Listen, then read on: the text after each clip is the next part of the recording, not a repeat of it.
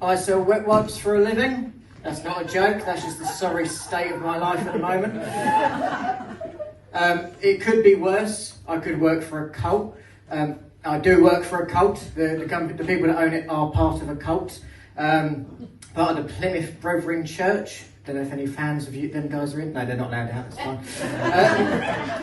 But the worst part about working for a cult is when I start a new job, I look for career progression. You're not allowed to progress unless you're part of that church. So there are school leavers that have got a more experienced role than myself. So I'm being told what to do by an 18-year-old. Luckily I've got a younger sister, so I'm used to that. She's very bossy, she's like my mum, who's in the audience and said not to make a joke about her. But I can't tell whether she's angry or happy because the Botox is there.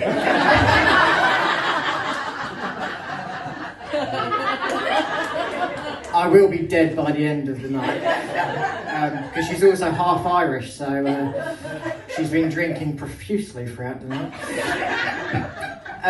But no, it's a good job that I work for a wet wipe company because I've had some news recently. I can now talk about this news. We are expecting a baby. My first reaction, it's been a tough couple of years because during COVID we found out that I've got a low sperm count. It was during COVID and my first thought was my sperm's on furlough. There's less staff in the ball area and those that are there couldn't be fucked to move anyway. But no, we had news this a couple of months ago that it's gone back up to normal, so at least part of me does work. So my balls do work. It was very exciting. My balls work. Thank you. That wasn't the reaction we got when my missus found out. I think her first thought was, shit. Now there's no escape. No excuse for not having this child. So I've entrapped her. I've now entrapped her to...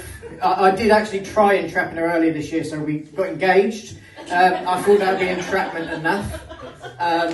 Because we are completely different people, so I'm quite cynical, quite grumpy, like an old man trapped in a young boy's body. Not like in a Jimmy Savile way,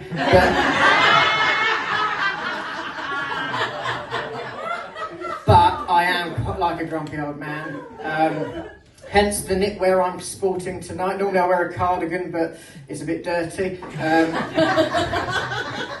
Been tending to my herb garden. But no, I do sell wet wipes, which is a saving grace.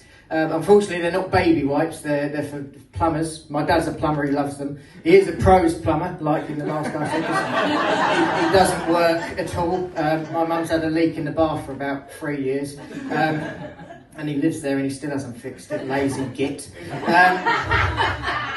Hence the Botox, so she can't frown at him all the time. She can't give him a break. But no, we are expecting our baby. It's due in June of 2024, which is a right arsehole month for it to be born in because that's my birth month. We can't afford too much. We've got a wedding to pay for as well, so it's going to be a struggle. I've never been heckled by a glass before. Was that excitement that my balls work? Is that what that was? Oh, the Irish know how to have a party, don't we? But yeah, so my balls do work, as I said. We are glad. We are looking forward to it. It's kind of thrown a spanner in the works because we've got a wedding in February 2025. So we've got to now scale that back to the disappointment of the whole family. So we're going to be cutting members out, so if my mum does kill me, she's not invited anymore. She's not going to like that. But no, we are glad the baby's on the way.